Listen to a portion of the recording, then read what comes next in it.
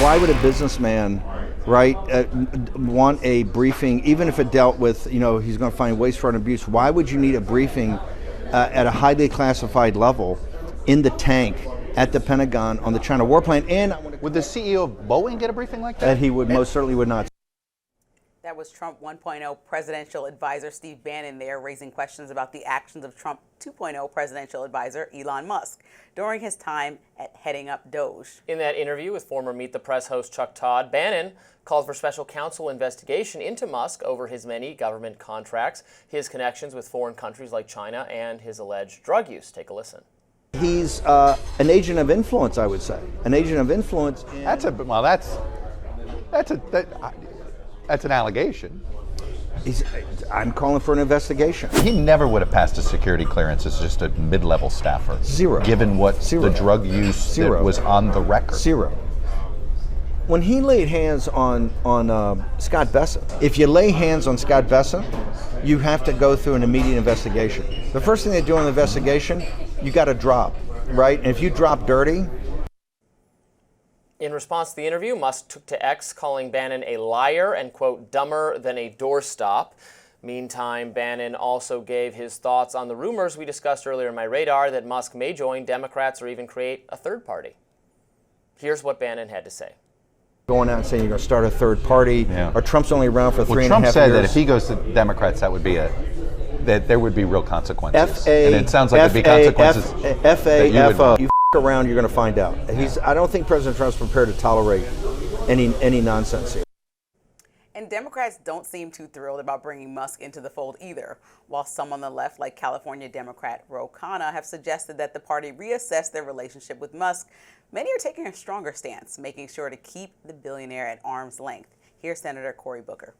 I welcome Elon Musk, not to my campaign. I welcome him right now, not to sit back and just fire off tweets, to get involved right now in a more substantive way in putting pressure on Congress people and senators to not do this. But Senator, let me just put a fine point on this. Would you accept money from Elon Musk if he were to give it to you, and should other Democrats? I would not accept money from Elon Musk for my campaign. Seems crazy to me. Yeah, I think if he wrote you a check, you would. Yeah, I mean, because there's also multiple people that, on both sides that have accepted money from somebody who in their party feels that doesn't align exactly with what they want to accomplish. So that's politics. So I think that's a very firm stance that, if Elon Musk does come to the Democratic Party, he will regret. But I think it's smart to not emphasize Elon Musk. I think it's smart to emphasize the working voter, the ones that you lost. Elon Musk is not going to all of a sudden make those people change their mind. Yeah. The issue has been policy, not this. But I want to go back because Elon Musk and the drug accusations, it's not a story that we can just sweep over because it has real, substance there based on him being a government contractor. So as a large government contractor, SpaceX must maintain a drug-free workplace. That's part of the agreement to get government contracts. And they administer random drug tests to anyone. So, he gets advance warnings allegedly about these tests so that he can make sure that he's okay, according to reports. So these are just all, I think, issues that are Elon Musk going outside of what's appropriate by our government to get government money and then being looked at as somebody who we should take advice from, information from, follow through in our government. And I think that is problematic when he's not even following the rules himself. Here's what I will say about that. The reports on his drug use are well sourced and credible to me, that he's abusing ketamine in particular. I think if that gets in the way of your work, it's a bad thing. He seems to be taking a lot of it, so I do share concerns about this. I know it's government policy. I don't care if contractors use drugs. I'm for drug legalization. I'm a libertarian. I support people doing whatever they want with their own bodies. And making big decisions like cutting the policy amounts of funding and being high, it's like, come on, I want you to be effective at work. Well, if it's disruptive and if it's in the way of the work you're doing or while you're literally at work, no. But and maybe that was the case with Elon, and certainly the allegation that he actually assaulted Scott Bessent is pretty serious. Right. To be clear, now Trump was asked about this and said he didn't witness that. He said they had an argument. He said he did not say that it was physical. I don't know that it actually was. It's been reported that way. I don't know that that's the way it was.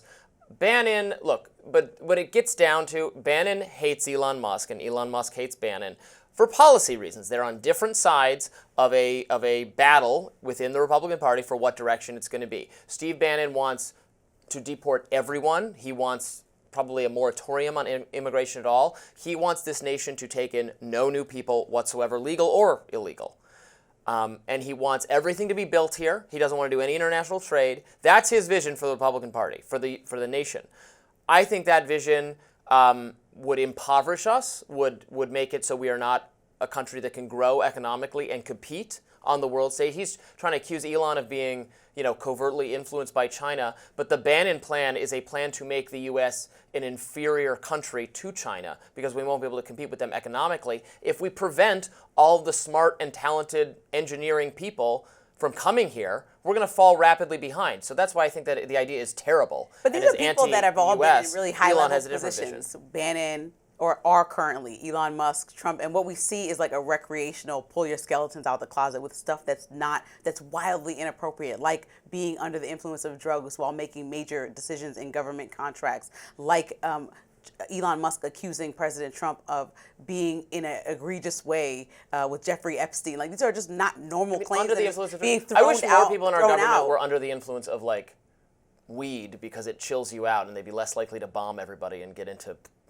disastrous, costly, ruinous financial Every health expert wars. would say they don't think you should make an executive decision while under the influence of anything, right? You can have it recreationally and be able to function as much as you think, but you should still be coherent, especially when other people's lives are being affected. And I know you are, but it's just more about we skip over so much because we're in a constant state of shock with the information that comes out. But it's like, these are not small things. If he got in a fist fight in the Oval Office, that's not appropriate. If he's taking drugs while operating government contracts, not appropriate. Like, these are just not small things. And we just made to skip over because of this constant throwing pasta at the wall. And I think you should want more from your leaders.